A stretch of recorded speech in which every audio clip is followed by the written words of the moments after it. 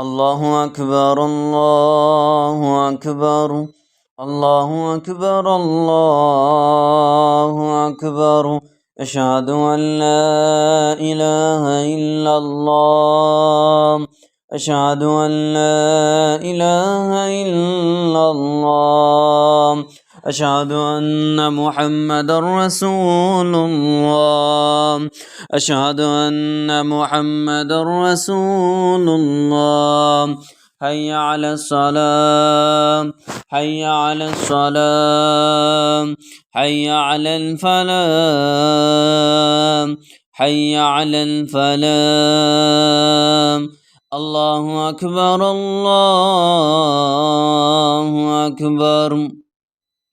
لا إله إلا الله الله أكبر الله أكبر الله أكبر الله أكبر أشهد أن لا إله إلا الله أشهد أن لا إله إلا الله أشهد أن محمد رسول الله أشهد أن محمد رسول الله حي على الصلاة حي على الصلاة حي على الفلاح حي على الفلاح الله أكبر الله أكبر لا إله إلا الله الله أكبر الله أكبر الله أكبر الله أكبر أشهد أن لا إله إلا الله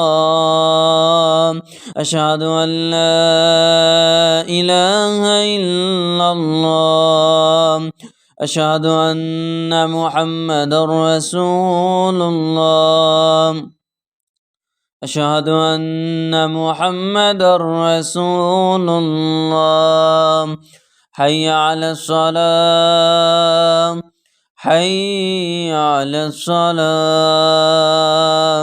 حي على الفلاح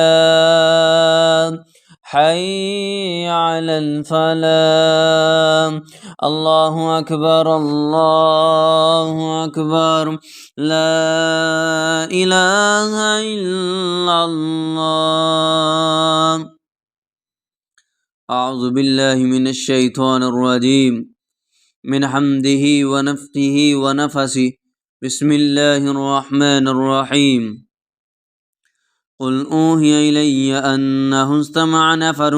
من الجن نفر من الجن نفر من الجن نفر من الجن نفر من الجن نفر من الجن نفر من الجن نفر من الجن فقالوا إنا سمعنا قرآنا عجبا يهدي إلى الرشد فآمنا به ولن نشرك بربنا أحدا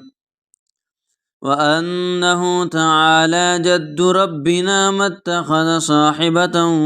ولا ولدا وأنه كان يقول سفيهنا على الله شططا وأنا ظننا أن لن تقول الإنس والجن على الله كذبا وأنه كان رجال من الإنس يعوذون برجال من الجن فزادوهم رهقا وأنهم ظنوا كما ظننتم أن لن يبعث الله أحدا وأنا لمسنا السماء فوجدناها مليت حرسا شديدا وشهبا وأنا كنا نقعد منها مقاعد للسمع فمن يستمع الآن يجد له شهابا رصدا وأنا لا ندري أشر أريد بمن في الأرض أم أراد بهم ربهم رشدا وأنا منا الصالحون ومنا دون ذلك كنا طرائق قددا وأنا ظننا أن لن نعجز الله في الأرض ولن نعجزه حربا وأنا لما سمعنا الهدى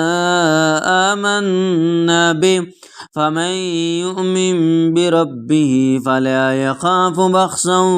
ولا رهقا وأنا منا المسلمون ومنا القاسطون فمن أسلم فأولئك تحروا رشدا وأما القاسطون فكانوا لجهنم حطبا وأن لو استقاموا على الطريقة لأسقيناهم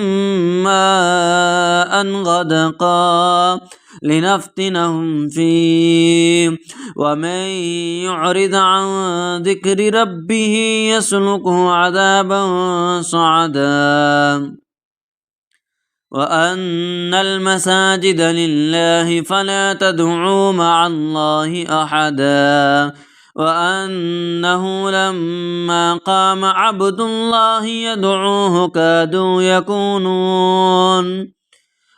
الله يدعوه كادوا يكونون عليه لبدا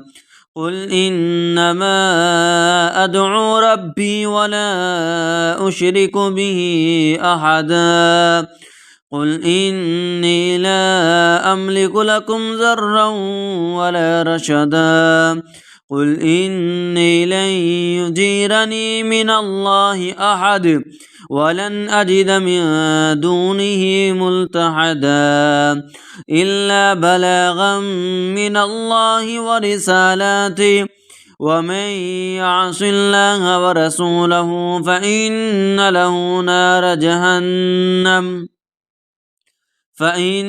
له نار جهنم خالدين فيها